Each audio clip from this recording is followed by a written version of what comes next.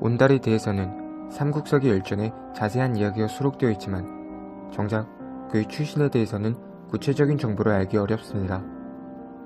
그나마 조선시대에 쓰여진 해동악구에서 그의 출신지가 비류수 일대임을 암시하는 대목이 나타날 뿐입니다. 그렇기에 온달의 출신에 대해 다양한 가설이 제기되고 있지만 여전히 하급 귀족이거나 평민이었을 가능성이 가장 유력합니다. 그렇다면 상대적으로 낮은 신분이었던 온달이 어떤 과정을 통해 평강공주와 혼인하고 장군이 될 수 있었을까요? 그 과정은 결코 쉽지 않았습니다. 삼국사기 온달열전에 기록된 바에 따르면 평강공주가 온달을 찾아왔을 때 온달은 배고픔을 참지 못하고 느릅나무 껍질을 구하러 산속을 헤매고 있었습니다.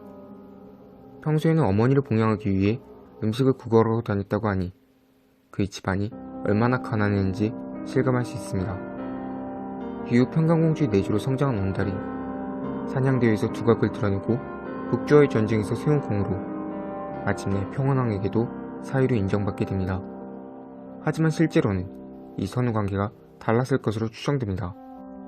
평강공주의 혼인으로 온달이 달라진 것이 아니라 온달이 사냥대회에서 두각을 드러내고 북조와의 전쟁에서 세운 공을 인정받아 평강공주와 혼인할 수 있었다는 것입니다.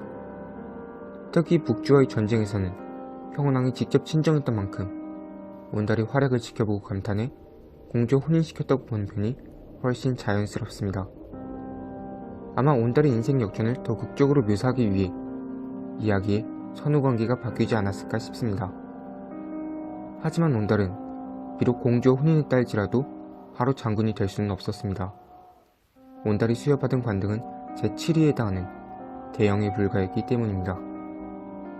간혹 예외적으로 대영이 1만 이상의 군사를 지휘하는 욕사를 취임한 사례가 있긴 했지만 대영 이상이 임명될 수 있었던 무관직으로는 1000명의 군사를 지휘하는 말객이 일반적이었습니다. 아무런 정치적 기반이 없었던 온달은 아마 말객이 임명되는 선에서 그쳤을 것입니다.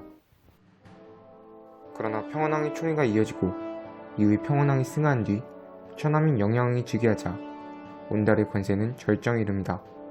온달은 영양왕에게 신라를 공격할 계획을 아뢰고 허가를 받아냈는데 중요한 것은 그가 독립적인 병력을 지휘하는 출정군의 원수로 임명되었다는 것입니다.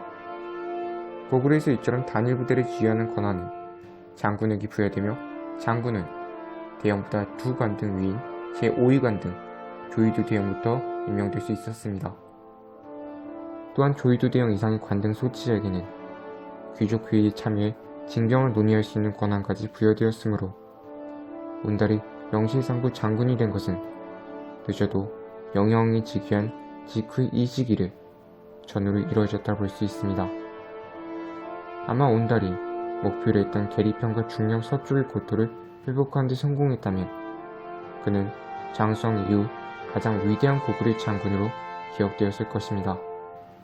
하지만 온달이 아단성 아래에서 신라군의 화살을 맞아 전사하면서 그의 극적인 신분 상승도 죽음과 함께 영원히 멈추게 됩니다.